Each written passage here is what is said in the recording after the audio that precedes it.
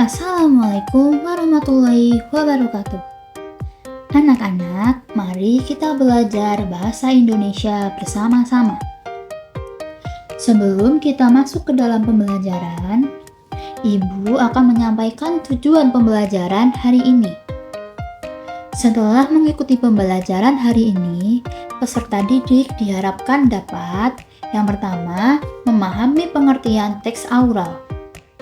Yang kedua, memahami informasi atau pesan yang disampaikan dari teks aural. Yang ketiga, memberikan tanggapan yang sesuai terhadap teks aural. Yang keempat, menceritakan kembali isi teks aural. Baik, mari kita langsung memasuki materi. Hari ini kita akan mempelajari materi mengenai teks aural. Ada yang tahu tidak apa itu teks aural? Coba siapa yang bisa menjawab?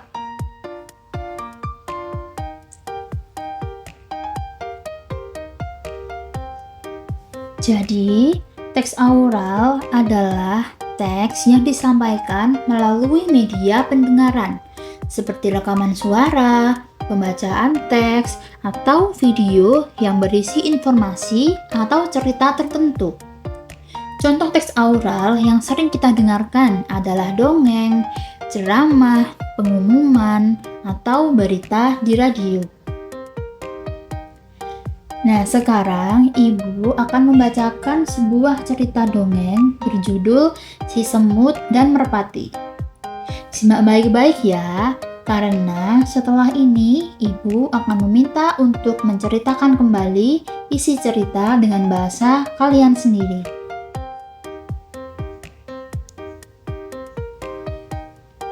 Si Semut dan Merpati. Pada suatu hari di tepi sungai, hiduplah seekor semut kecil yang sedang kehausan. Ia berjalan mencari air dan akhirnya menemukan sungai yang jernih. Namun, saat ia mencoba minum, arus sungai yang deras menyeretnya hingga hampir tenggelam. Di dekat sana, seekor merpati yang sedang bertengger di dahan pohon melihat kejadian itu.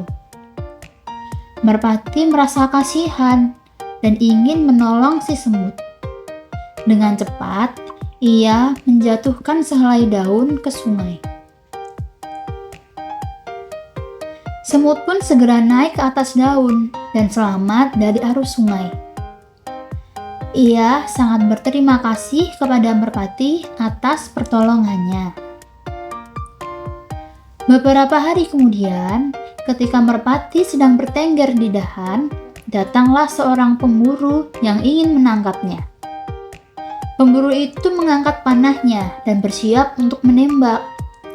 Si semut yang kebetulan melihat kejadian itu segera berlari dan menggigit kaki si pemburu dengan sekuat tenaga.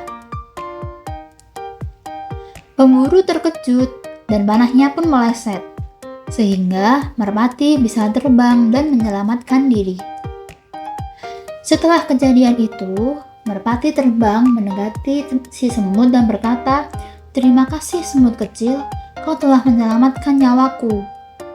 Si semut pun tersenyum dan berkata, "Aku hanya membalas kebaikanmu, karena kita harus selalu saling menolong."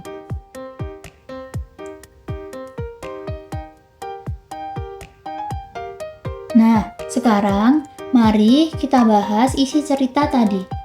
Dari cerita tadi, kita bisa mengambil beberapa informasi utama, yaitu yang pertama judulnya adalah Si Semut dan Merpati. Yang kedua, ide pokoknya yaitu semut dan merpati saling menolong sehingga mereka bisa selamat dari bahaya. Yang ketiga yaitu pesan moral. Pesan moralnya diantaranya yaitu yang pertama, kebaikan yang diberikan kepada orang lain akan kembali kepada diri kita sendiri. Yang kedua, bertemanlah tanpa memandang ukuran dan kekuatan. karena semua makhluk bisa saling membantu. Yang kedua, tolong-menolong adalah sifat yang mulia dan membuat dunia menjadi lebih baik.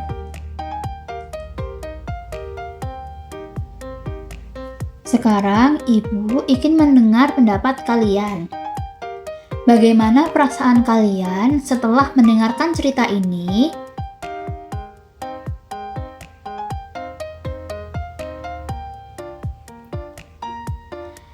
Apakah kalian pernah mengalami atau melihat kejadian yang serupa dalam kehidupan sehari-hari?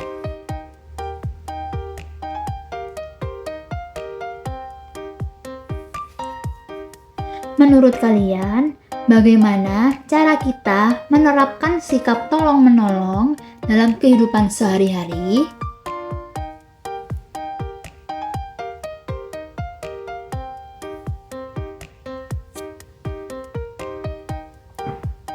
Nah, selanjutnya sekarang Ibu ingin kalian menceritakan kembali isi dongeng tadi dengan bahasa kalian sendiri.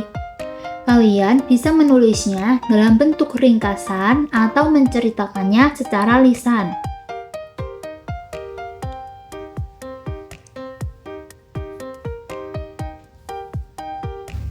Setelah kita mempelajari materi dan berlatih untuk menceritakan kembali, sekarang Ibu akan memberikan soal latihan dan kalian diminta untuk mengerjakan soal dengan baik.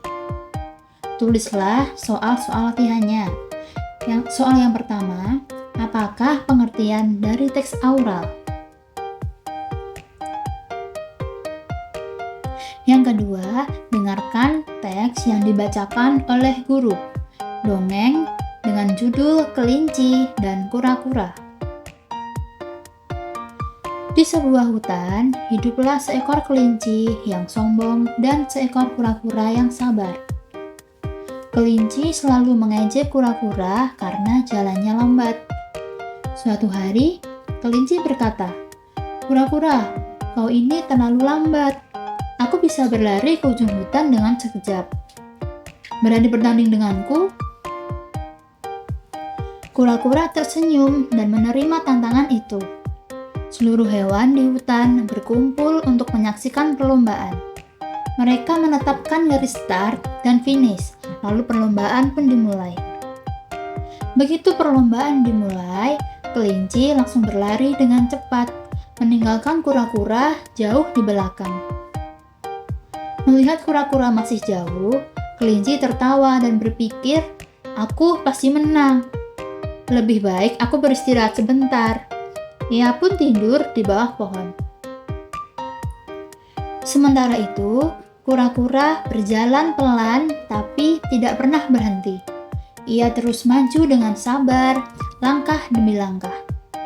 Setelah beberapa waktu, kura-kura hampir mencapai garis finish.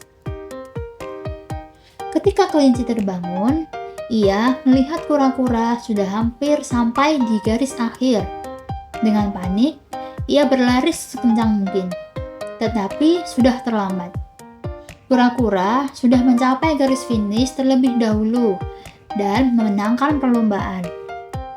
Semua hewan bersorak untuk kura-kura, sementara kelinci merasa malu karena kesombongannya. Nah, soal yang ketiga yaitu jawablah pertanyaan berikut. Yang pertama, apakah ide pokok dari teks tersebut?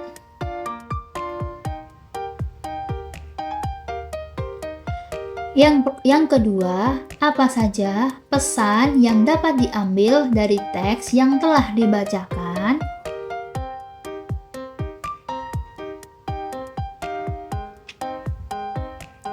Yang ketiga, apakah tanggapan atau pendapat yang bisa kamu berikan mengenai teks tersebut?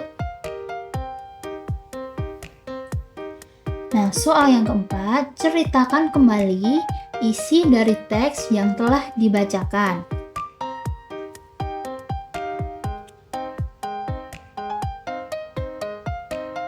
Baik, materi pembelajaran bahasa Indonesia hari ini sudah selesai.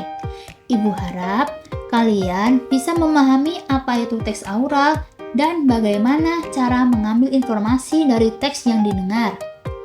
Jangan lupa untuk selalu melatih kemampuan mendengar dengan menyimak dongeng, berita, atau cerita lainnya.